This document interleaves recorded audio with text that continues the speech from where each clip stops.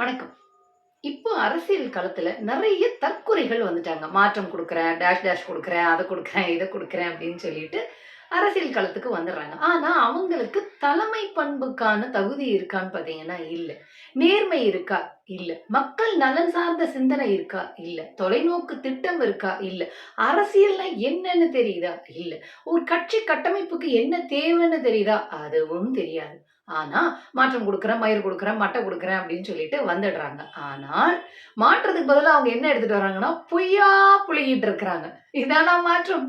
இதானா நீங்க குடுக்கக்கூடிய அரசியல்? அப்போ களம் என்னன்னே தெரியாம, அரசியல் என்னன்னே தெரியாம, மாற்றம் குடுக்குறேன் அப்படின்னு சொல்லிட்டு மக்களை ஏமாற்றுவதற்காக பல தற்குறிகள் இப்ப அரசியல்ல குதிச்சிருக்கிறாங்க. அப்படி பல பேர் இருக்காங்க. புதுசு புதுசா கட்சியெல்லாம் தொடங்கிட்டு இருக்காங்கன்னு வச்சுக்கோங்களேன். இவங்க சொல்ற மாற்றம் பொய் மூட்டைய தூக்கிட்டு வர்றது. ஒளறுவது. அப்படின்னு தான் இருக்கு. சோம்பி கும்பலையும், தற்குறி கும்பலையும் வளர்க்கறது அப்படிங்கிறது தான் இருக்கு. சரி விட்டுருங்க. இப்போ விஷயத்துக்கு வருவோம். இன்னைக்கு என்ன ஆச்சு அப்படின்னு சொன்னா, அண்ணா யுனிவர்சிட்டியில பாலியல் வன்புணர்வுக்கு ஆளாக்கப்பட்ட ஒரு பெண் புகார் குடுத்திருந்தாங்க. அதுல ஞானசேகரன் அப்படிங்கிற ஒரு அயோக்கியனை குற்றவாளிய அரெஸ்ட் பண்ணியிருந்தாங்க. இன்னைக்கு மகிழா நீதிமன்றம், பெண்களுக்காக அமைக்கப்பட்ட சிறப்பு நீதிமன்றம் அப்படிங்கிறது தண்டனையை குடுத்திருக்கு. அந்த ஞானசேகரன் அப்படிங்கிறவன் குற்றவாளி. அவனுக்கான தண்டனை என்னங்கிறத ஜூன் 2வது ஜூன் 2 அன்னைக்கு அறிவிப்போம் அப்படின்னு சொல்லியிருக்கிறாங்க. இது நம்ம வரவேற்கப்பட வேண்டியது. பெண்களுக்கு எதிரான பாலியல் குற்றங்களுக்கு விரைந்து நீதி கிடைக்கணும் அப்படிங்கிறத நம்ம எல்லாருமே எதிர்பார்க்கிறது. அப்படியே வருஷக்கணக்குல போயிட்டே இருக்கும் பாருங்க. பிஜேபியில் இருந்த எம்பி பிரிஜ்பூஷன் அப்படிங்கிறவர் மேல ரெஸ்லிங் வீராங்கனைகள், இந்திய மல்யுத்த வீராங்கனைகள் ஒலிம்பிக் மெடல் வின் பண்ண ஏன்னா நம்ம சாமானிய பெண்களுடைய குரலுக்கும், இந்த மாரி ஒரு இந்தியாவினுடைய அடையாளமாக இருக்கக்கூடிய பெண்களின் குரலுக்கும் கொஞ்சம் வலு இருக்கும் அப்படிங்கிறதுனால நான் ஸ்பெசிஃபிக்கா சொல்றேன். எல்லாருடைய குரலும் வலுவானது தான் அப்படிங்கிறத நான் நினைக்கிறேன். குரலற்றவரின் குரலாக இருக்கணும் அப்படிங்கிறது தான் நம்மளுடைய சிந்தனையா இருக்கு. அந்த மல்யுத்த வீராங்கனைகள் பாலியல் வன்புணர்வு புகார் குடுத்த பொழுது, அதை வழக்கு பதிவு செய்யறதுக்கு பிஜேபி அரசு தயாராக இல்ல. புகார் குடுத்த பெண்கள் மீது மல்யுத்த வீராங்கனைகள் மீது அடக்குமுறை எல்லாம் ஏவியிருந்தாங்க. அதன் பிறகு அவங்க உச்சநீதிமன்றம் போய் பல போராட்டங்களுக்கு பிறகு தான் பிரிஜ்பூஷன் மேல வந்து எஃப்ஐஆரே பதிவு பண்ணப்பட்டது. அது இன்று வரை 2023 ஜூன்ல வந்து சார்ஜ் ஷீட் ஃபைல் பண்ணுது. இன்று வரை அந்த விசாரணை போய்க்கொண்டு தான் இருக்கிறது. அதிமுக ஆட்சியில பொள்ளாச்சியில 2019ஆம் ஆண்டு நடந்த வன்புணர்வு அப்படிங்கிறதுக்கான தீர்ப்பும் 2025ல தான் கிடைக்குது. 6 ஆண்டுகளுக்கு மேலாக அந்த வழக்கு வந்து நடந்தது. அந்த பாலியல் வன்புணர்வு வழக்கை பொள்ளாச்சியில் நடந்த அந்த வழக்கை மடைமாற்றுவதற்கு, மக்களிடமிருந்து திசை திருப்புவதற்கு, பாதிக்கப்பட்ட பெண்ணையே குற்றவாளி ஆக்குவதற்கு, உண்மையான குற்றவாளிகளான அதிமுகவினரை காப்பாற்றுவதற்கு எடப்பாடி பழனிசாமி எப்படியெல்லாம் நடந்து கொண்டார் அப்படிங்கிறத வந்து நான் சொன்னா உங்களுக்கு வந்து கோவம் வரலாம். நீங்களே பத்திரிகைகள் வந்த செய்திகளை படித்து எது உண்மை, எது சரியானதுங்கிறத புரிஞ்சுக்கோங்க. அதிமுக குற்றவாளிகளை காப்பாற்றுவதற்கு மெனக்கெட்டது பொள்ளாச்சி பாலியல் வன்புணர்வு வழக்கில் அப்படிங்கிறத நம்ம நினைவுல வச்சுக்கணும். அண்ணா யுனிவர்சிட்டில 2024 டிசம்பர்ல அந்த பெண் பாதிக்கப்படுறாங்க. உடனே புகார் குடுக்குறாங்க. புகார் குடுத்த 24 மணி நேரத்திற்குள் காவல்துறை விசாரணையை மேற்கொண்டு ஞானசேகரன் தான் குற்றவாளி அப்படிங்கிறத கண்டுபிடிச்சு அரெஸ்ட் பண்ணிடுறாங்க. 60 நாள்ல சார்ஜ் ஷீட் ஃபைல் பண்றாங்க. அவன அரெஸ்ட் பண்ண ஃபியூ டேஸ்லயே வந்து அவன் மேல குண்டாசையும் போட்டுடுறாங்க. அவனால அப்ப பெயில்ல வர முடியல. அந்த வழக்கை வந்து காவல்துறையினர் பக்காவா ஹேண்டில் பண்ணினாங்க அப்படிங்கிறதெல்லாம் நம்ம பார்த்தோம். 5 மாதத்திற்குள் மகிழா நீதிமன்றம் விசாரணையை மேற்கொண்டு தண்டனையும் அறிவித்து விட்டது. சரிங்களா? பெண்களுக்கு எதிராக எந்த வன்முறையும் நடக்கக்கூடாது. சக மனிதன் மீது எந்த வன்முறையும் நடக்கக்கூடாது அப்படிங்கிறது தான் நம்மளுடைய நோக்கமாக இருக்கிறது. ஆனால் இந்த நாசமாய் போன, பாழா போன பண்பாடு, கலாச்சாரம், சனாதனம், ஆணாதிக்கம், ஜாதி ஆதிக்கம், மத ஆதிக்கம்னு நிறைந்த இந்த மனித சமூகத்தில் எளியாரின் மீது வலியார்கள் வன்முறையை செலுத்திக் கொண்டே தான் இருக்கிறார்கள். இது தவிர்க்கப்படணும், தடுக்கப்படணும் அப்படிங்கிறது தான் எல்லாருடைய குரலாக இருக்கிறது. அதை மீறியும் ஏதோ ஒரு விதத்தில் ஆதிக்க சிந்தனை இருக்கக்கூடிய நபர்கள், ஆணாதிக்கம் நிறைந்த நபர்கள், இன்னும் மோசமா சொன்னோம்னா அசிங்கமா சொல்லலாம். இருந்தாலும் வேண்டாம்னு பார்க்கிறேன். பெண்கள் மீதும், திருநங்கைகள் மீதும் வன்புணர்வை செலுத்திக் கொண்டே தான் இருக்கிறார்கள். இத பார்க்கும்போது நம்மளுக்கு எல்லாம் கோவமா தான் வருது. அப்படி என்னடா உங்களுக்கு டேஷுக்காக நீங்க பெண்கள வந்து ரேப் பண்றீங்க அப்படின்னு எனக்கு கேட்கணும்னு தான் தோணுது. எல்லார் வீட்லயும் பெண் குழந்தைகள் இருக்காங்க இல்லையா? பெண்கள் இருக்காங்க. அம்மாவின் முதற்கொண்டு, சகோதரி முதற்கொண்டு, திருமணம் செய்திருக்கிறவங்க முதற்கொண்டு, பெற்ற குழந்தைகள் முதற்கொண்டு பல உறவுகள்ல பெண்கள் எல்லாருக்கும் இருக்க தானே இருக்காங்க. முக்கியமா ஃப்ரெண்ட்ஸ் இருக்காங்க இல்லையா? அப்படி இருக்கும்பொழுது இந்த ஆணாதிக்க சமூகத்தை பார்த்து நம்ம கேட்கணும்னு தான் தோணுது. அப்படி என்னடா உங்களுக்கு அப்படின்னு கேட்கணும்னு தான் தோணுது. சரி, ஓகே. இப்போ ஒரு பெண்களுக்கு எதிரான ஒரு பாலியல் வன்புணர்வு அண்ணா யூனிவர்சிட்டியில படிக்கக்கூடிய பெண்ணுக்கு நடந்துருச்சு. அதை விரைந்து விசாரணை மேற்கொண்டு தீர்ப்பும் வந்துருச்சு. இப்ப விஷயம் என்ன அப்படின்னு சொன்னா, தாவேகா அப்படிங்கிற ஒரு கட்சி துவங்கப்பட்டிருக்கு. அந்த கட்சிக்கு தலைமையில் பொறுப்பில் ஒரு தற்குறி உட்கார்ந்துகிட்டு இருக்காரு. அவர் பார்த்தீங்க அப்படின்னா, எப்பவுமே சோசியல் மீடியால அறிக்கை விட்டே அரசியல முடிச்சிடலாம்னு நினைக்கக்கூடியவரு. அவருக்கு அடிப்படையாக அரசியல் தெரியுமானா தெரியாது. அரசியலமைப்பு சட்டம்னா என்னன்னு தெரியுமானா தெரியாது. மக்கள் நலன்னா என்னன்னு தெரியுமான்னு கேட்டா தெரியாது. ஒரு அமைப்பு, அந்த அமைப்பினுடைய செயல்பாடுகள் எப்படி இருக்கணும்னு கேட்டா தெரியாது.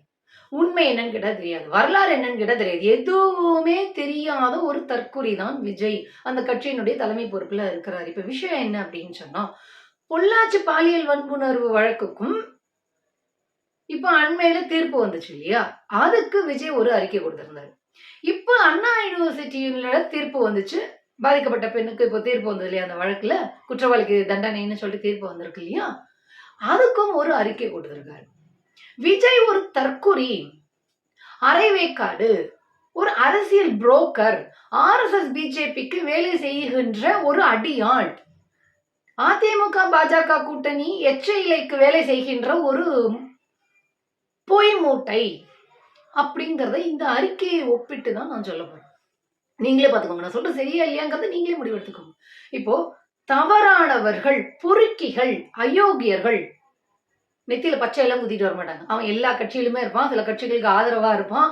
நம்ம புழங்குகின்ற இடத்துல இருப்பான். நம்ம வீட்ல இருப்போம். ஃப்ரெண்ட் சர்க்கிள் இருக்கலாம். ஆபீஸ்ல இருப்பான். நம்ம சாப்பிட போற இடத்துல இருப்பான். பொறுக்கிகள் எல்லா இடத்துலயும் இருப்பார்கள். அவங்க பச்சை குடுத்திட்டு வந்திருந்தா நம்மளுக்கு ஐடென்டிஃபை பண்ணிடலாம். அவனுங்க தான் பச்சை குத்திட்டு வரமாட்டேன்றாங்களே. அப்ப இந்த மாதிரி அயோக்கியர்கள் எல்லா கட்சியிலயும் இருப்பார்கள். இல்ல கட்சிக்கு ஆதரவாளர்களாக இருப்பார்கள். அந்த கட்சிக்காரர்களோட பயணம் செய்து கொண்டே இருப்பார்கள். ஏதாவது ஒரு ஆதாயம் கிடைக்குமா அப்படிங்கிறதுக்காக. சரிங்களா? இப்போ தாவேகா விஜய் கட்சியில கூட தான் ஒரு பொறுக்கி போக்சோல அரெஸ்ட் ஆனான். 13 வயசு பொண்ணுக்கு பாலியல் தொந்தரவு கொடுத்து அந்த பொண்ணு சூசைடே பண்ணிச்சு. அதுல ஒருத்தன் அரெஸ்ட் ஆனான். இப்ப என்ன பண்ணலாம்? தாவேகால இருக்கிறவன் போக்சோல அரெஸ்ட் ஆனான். தாவேகால இருக்கிறவங்க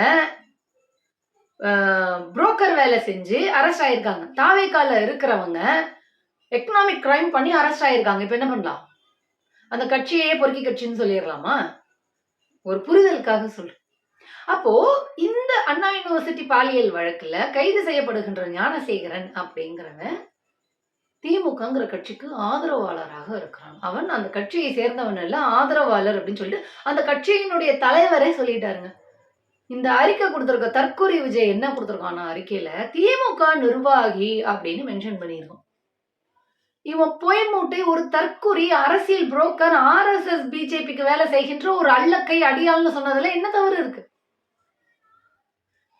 திமுக அனுதாபின்னு குறிப்பிடாம திமுக நிர்வாகின்னு குறிப்பிடுற இந்த விஜய் பொள்ளாச்சி பாலியல் வழக்கில் தண்டிக்கப்பட்டவர்கள் அதிமுக காரர்கள். ஆனா அந்த அறிக்கையில அவன் குறிப்பிடல. அவ்வளோ பயம்.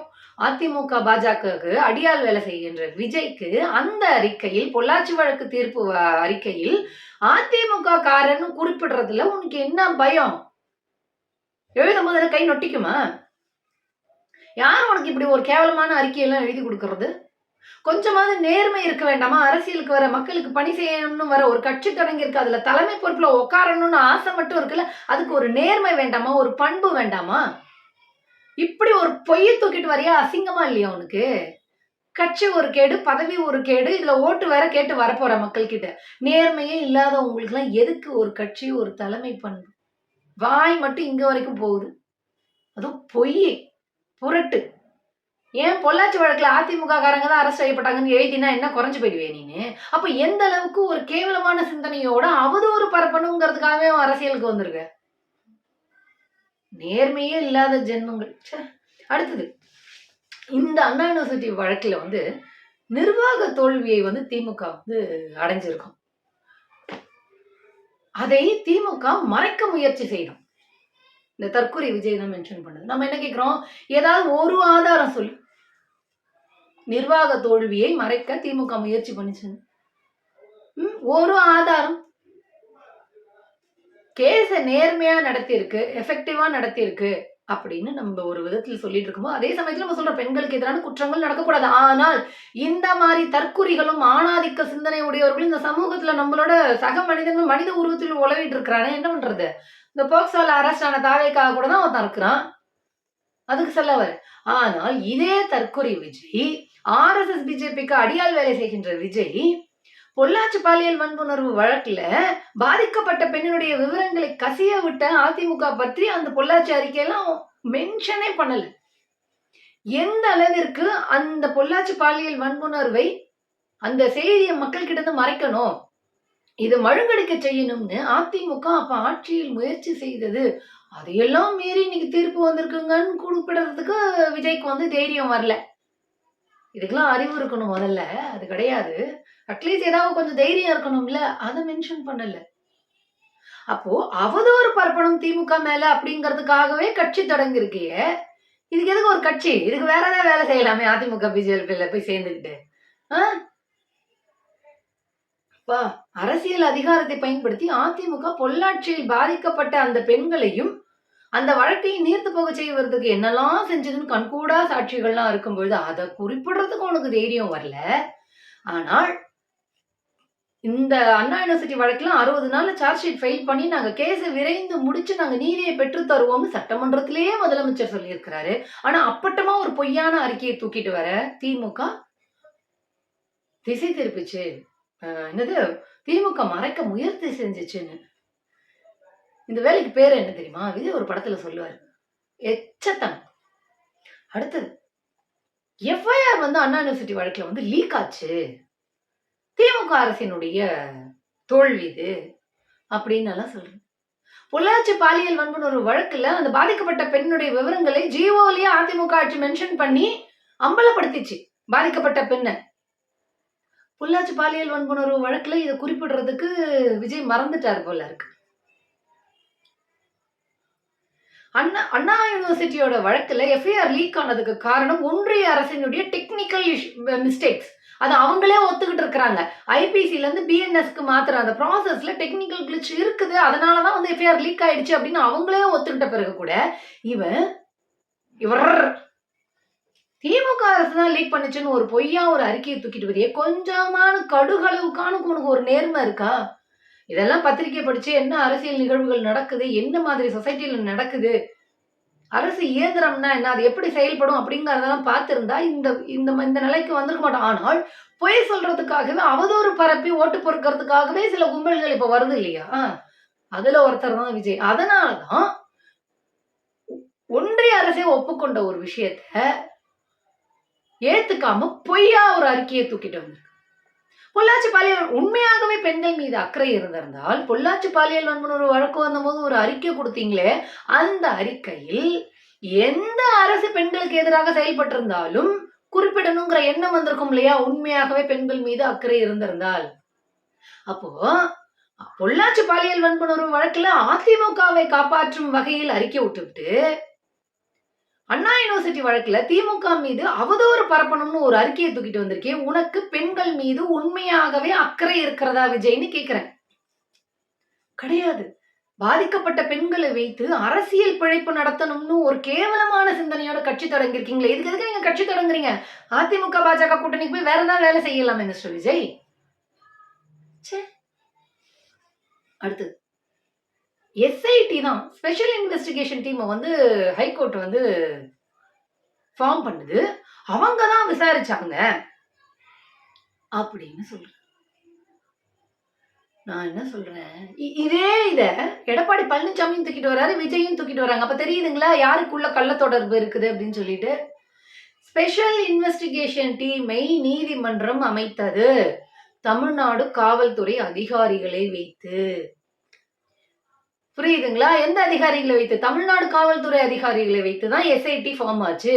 அவர்களுக்கு சப்போர்ட்டிவ் டீமா இருந்ததும் தமிழ்நாடு காவல்துறை.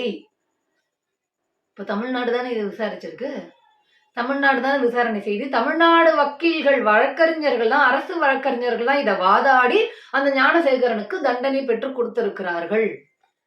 அப்ப எஸ்ஐடி தான் வாதாடிச்சு.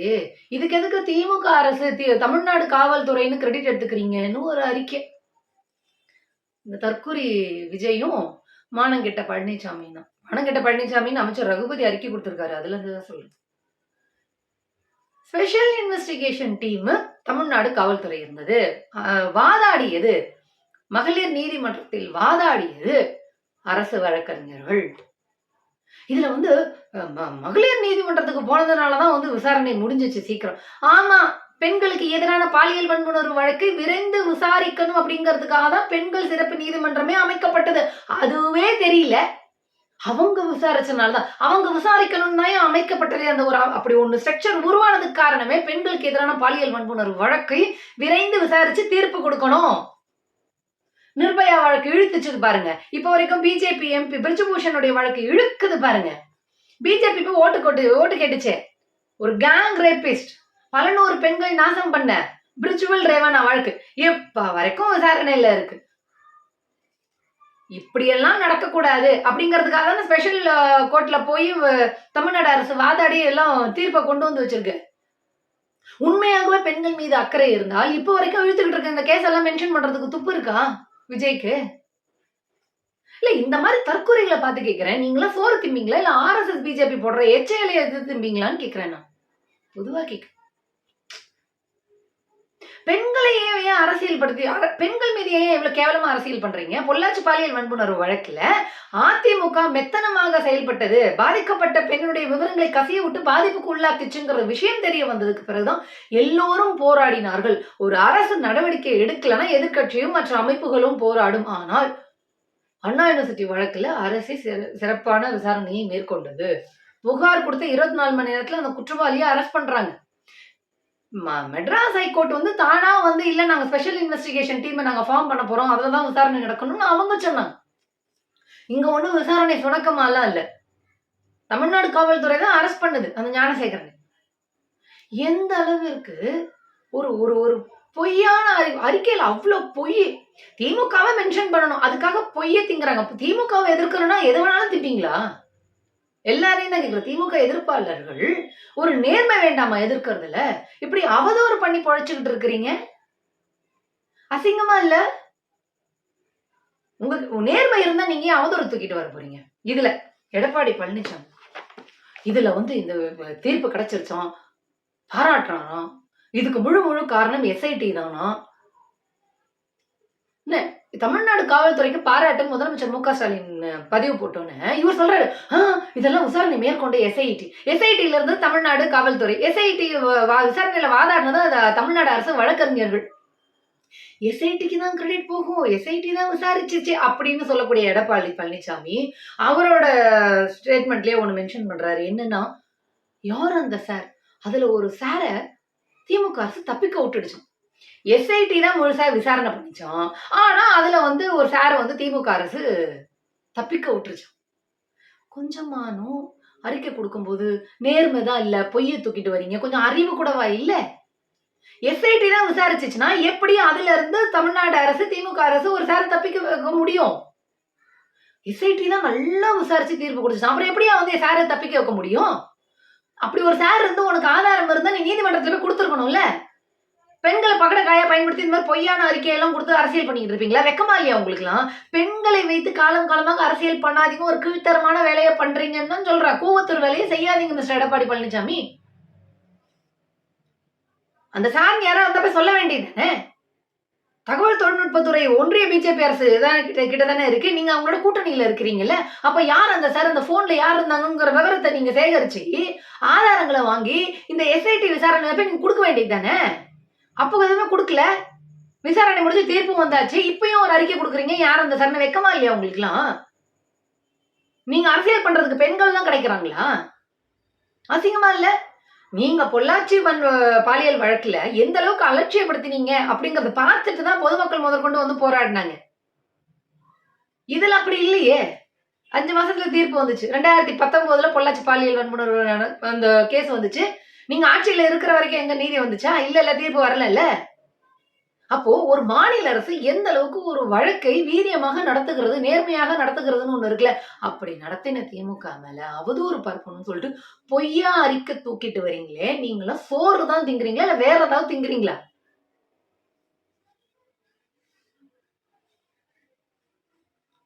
இதுல எடப்பாடி பழனிசாமி ஒண்ணு சொல்றாரு. அவர் ஆட்சிக்கு வந்தா யார் அந்த சாருங்கிறத கண்டுபிடிச்சிருவாராம். உங்க ஆட்சியில நடந்த தூத்துக்குடி துப்பாக்கி சூட்டையே டிவி பார்த்து தெரிஞ்சுக்கிட்டேன்னு சொன்ன ஒரு ஆள் நீங்க. இதுல இவர் வந்தா யார் அந்த சாருன்னு நொட்டிடுவாராம். ஏன் பிஜேபி ஆட்சியில தானே இருக்கு. அவங்க கிட்ட ஆதாரங்கள கேட்டு கொண்டு போய் இந்த எஸ்ஐடி விசாரணையில குடுக்க வேண்டியது தானே. திமுக மேல அவதூறு பரப்பணும்னு சொல்லிட்டு, பெண்கள பகடக்காயா பயன்படுத்திட்டு ஒரு அரசியல் பண்றீங்களே! இந்த தாவேக்கா தற்கொலை விஜய்க்கும், மானங்கெட்ட எடப்பாடி பழனிசாமிக்கும் கேட்கிறேன். நீங்கலாம் என்ன திங்கிறீங்க?